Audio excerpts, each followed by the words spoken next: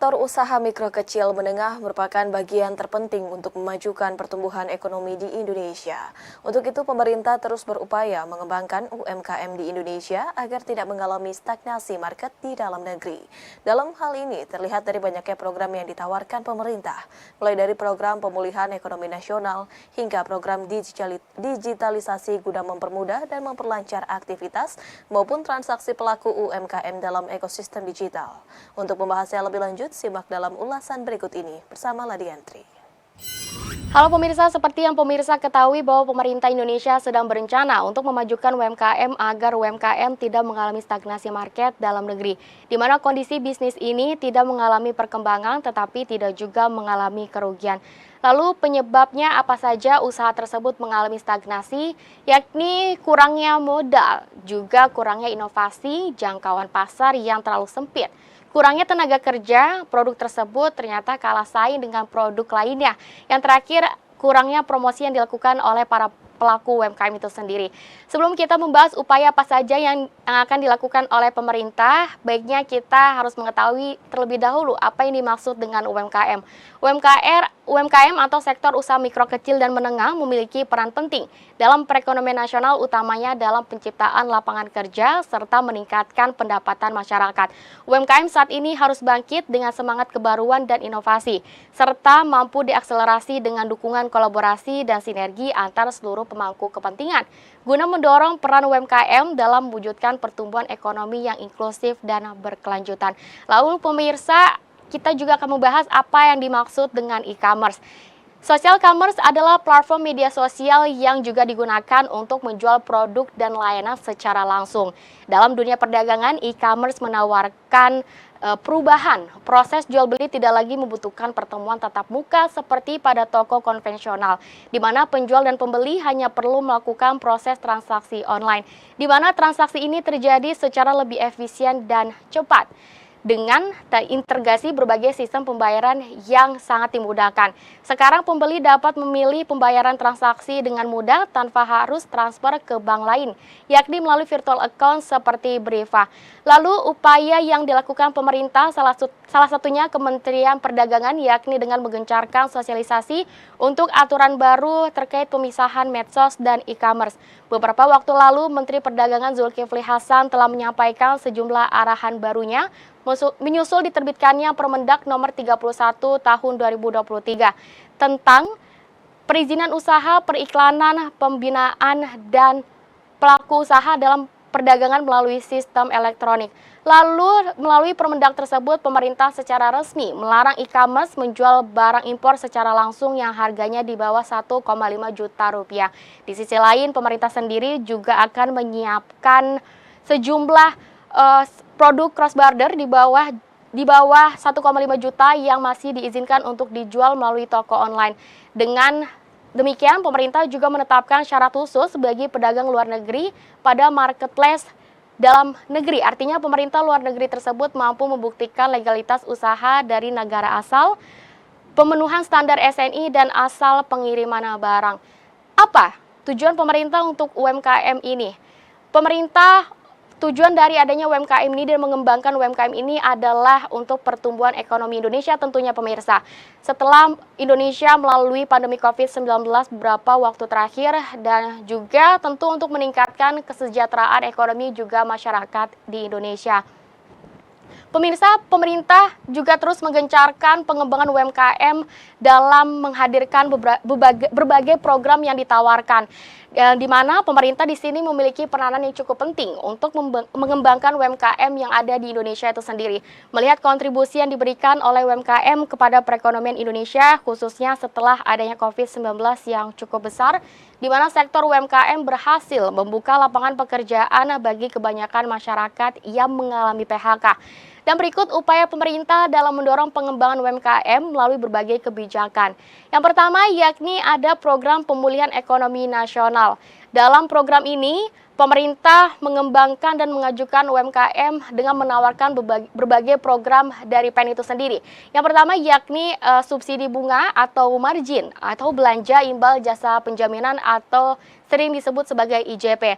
Yang kedua yakni adanya penempatan dana pemerintah di perbankan, penjaminan loss limit kredit UMKM. Yang ketiga yakni pajak penghasilan final UMKM ditanggung oleh pemerintah. Yang keempat terkait dengan pembiayaan investasi kepada koperasi melalui lembaga pengelola dana bergulir atau LPDB koperasi UMKM. Sedangkan yang kelima yakni program bantuan presiden atau Banpres produktif usaha mikro. Program selanjutnya yang ditawarkan oleh pemerintah pemirsa yakni pemirsa juga sering mendengar terkait dengan kredit usaha rakyat atau KUR. KUR ini adalah sebuah program yang disalurkan melalui lembaga keuangan dengan pola pinjaman. KUR ini juga bekerja sama dengan 46 penyalur yang terdiri dari bank pemerintahan, umum, swasta, hingga koperasi simpan pinjam. Program selanjutnya yang masyarakat juga sering mendengar, yakni terkait dengan program Gernas BBI atau Gerakan Nasional Bangga Buatan Indonesia yang secara aktif untuk terus mengadakan berbagai kegiatan yang menyasar di seluruh Indonesia. Di mana Gernas BBI ini diluncurkan pada tahun 2020 dengan tujuan untuk mendorong national branding produk lokal unggulan untuk menciptakan industri baru dan tentunya meningkatkan pertumbuhan ekonomi. Selain Kemendak, Kominfo juga menyiapkan dan memberikan program digitalisasi untuk mendorong pembangunan UMKM, di mana seperti yang dikutip dari Menteri Komunikasi dan Informatika Budi Aris Setiadi menyatakan bahwa pemerintah terus berupaya mempermudah dan memperlancar aktivitas dan transaksi pelaku UMKM dalam ekosistem digital. Bahkan pemirsa, Kementerian Kominfo juga menerapkan 3 pendekatan strategis. Yang pertama yakni pembangunan infrastruktur yang dikenal dengan 3 layer, yakni tulang punggung atau backbone, middle mile menggunakan teknologi satelit, dan the last mile, pembangunan base transceiver station atau BTS yang menyasar di seluruh wilayah Indonesia. Untuk strategi yang kedua yakni mengupayakan stimulus berupaya pelatihan ataupun pendampingan untuk mendukung peralihan UMKM konvensional ke digital. Sedangkan yang ketiga yakni untuk kepentingan mendorong peningkatan kapasitas dan peran UMKM itu sendiri di dalam ekonomi nasional kita. Menkominfo Budi juga menjelaskan beberapa langkah yang ditempuh untuk mengembangkan kapasitas produsen lokal pelaku UMKM. Bahkan Kementerian Kominfo juga melibatkan banyak stakeholder untuk mendampingi sekitar 30 juta UMKM yang harus masuk ke dalam ekosistem digital. Menkominfo Budi juga menyatakan bahwa Kementerian Kominfo secara khusus melakukan pelatihan dan pendampingan adopsi teknologi digital kepada 30.000 pelaku UMKM sektor pengolahan di 15 kawasan prioritas. Selain itu, ia juga terus memastikan pembangunan infrastruktur pendukung secara penuh akan terpenuhi. Pemerintah juga terus mengencarkan pelaku UMKM agar lebih mahir memanfaatkan teknologi digital dalam berbisnis. Selain program-program yang telah ditawarkan tersebut, pemerintah juga menyiapkan aplikasi yang bernama e-Katalog. E-Katalog merupakan aplikasi belanja online yang dikembangkan oleh Lembaga Kebijakan Pengadaan Barang atau Jasa Pemerintah atau LKPP. Aplikasi ini menyediakan berbagai macam produk dari berbagai komoditas yang dibutuhkan oleh masyarakat. E-Katalog berinovasi dengan bertambahnya fasilitas pelayanan informasi pada laman e-Katalog untuk kemudahan pengecekan jadwal dan status kontrak bagi penyedia. Pemirsa, fitur ini juga memberikan efisiensi bagi para penyedia karena penyedia tidak perlu datang langsung ke LKPP untuk mencari informasi seputar katalog. Penyedia cukup mengakses alamat https://katalog.lkpp.go.id pelayanan informasi yang dapat diakses dimanapun dan kapanpun dan bisa juga melalui telepon seluler atau smartphone. Penambahan fitur ini didasari atas kebutuhan penyedia informasi terbaru seputar status pemrosesan pada prakatalog. Dalam mengakses laman ini, penyedia juga diberikan kemudahan karena mereka tidak perlu melalui proses login melihat informasi yang dibutuhkan seperti jadwal pengambilan dokumen kontrak, jadwal konsultasi, jadwal terverifikasi kontrak.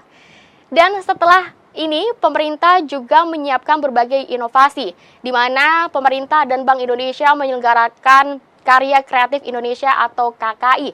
Penyelenggaraan KKI ini juga merupakan wujud nyata pemerintah dan Bank Indonesia dalam mengakselerasi berbagai kebijakan pengembangan agar semakin produktif dan kontribusi guna mendukung pertumbuhan ekonomi nasional. KKI 2023 mengedepankan 5 aspek utama untuk memperkuat pengembangan UMKM nasional. Yang pertama, yakni stronger collaboration untuk mendukung UMKM berkolaborasi meningkatkan inovasi dan nilai tambah. Yang kedua, yakni penguatan transaksi bisnis to bisnis dengan menghadirkan potensial buyer, agregator ekspor, dan menampilkan berbagai produk UMKM premium siap ekspor. Yang ketiga, dalam KKI ini juga pemerintah dan Bank Indonesia menawarkan dan menghadirkan pameran 45 varian kopi unggulan Nusantara, juga pendampingan secara end-to-end. Yang keempat, yakni ada scale up Wastra dan produk turunan untuk meningkatkan nilai tambah produk UMKM, khususnya Wastra dan Kria, dengan kualitas premium siap ekspor. Dan yang kelima, pemerintah juga menghadirkan inovasi dan aktivasi UMKM hijau untuk mendorong pengembangan produk UMKM yang ramah lingkungan dan berkelanjutan. Setelah itu, bagaimana dengan akses pasar yang akan ditawarkan oleh pemerintah? Terdapat teknologi marketing solution, salah satu e-commerce yang menawarkan dan memiliki misi untuk membantu bisnis dari skala kecil, menengah, hingga besar untuk mengakselerasi bisnis mereka di Tokopedia seperti jangkauan yang lebih luas ke pengguna yang tersebar di 99% kecamatan di Indonesia. Kemudian juga ada presence seluruh consumer purchase journey, di mana pelanggan ini bisa langsung membeli ataupun langsung melakukan pembelian apa yang mereka butuhkan setelah melihat-lihat juga dan langsung melakukan pembelian produk bisnis dari UMKM kalian. Dengan tiga karakteristik konsumen, yakni yang belum memutuskan ingin membeli apa, yang sudah memutuskan ingin membeli apa, dan yang mengunjungi Tokopedia setelah melihat penawaran menarik di platform lain seperti media sosial. Lalu pemirsa, yang terakhir, apa yang menjadi target pemerintah untuk UMKM ke depannya? Menurut Menteri Koperasi dan UMKM Teten Mas Duki, pemerintah juga telah menetapkan beberapa target untuk pengembangan UMKM nasional ke depannya. Seperti 24 juta UMKM harus onboarding di tahun 2023 dan 30 juta di tahun 2024. Kemudian pemerintah juga akan membentuk 500 unit koperasi modern berbasis digital di tahun 2024 serta meningkatkan kontribusi ekspor UMKM hingga 17% pada tahun 2024. Itu dia pemirsa ulasan terkait apa saja yang dilakukan oleh pemerintah untuk memajukan UMKM di Indonesia. Diharapkan setelah adanya peluang-peluang yang akan dilakukan oleh pemerintah kepada para UMKM mampu meningkatkan UMKM secara berkelanjutan, juga meningkatkan kesejahteraan masyarakat di Indonesia.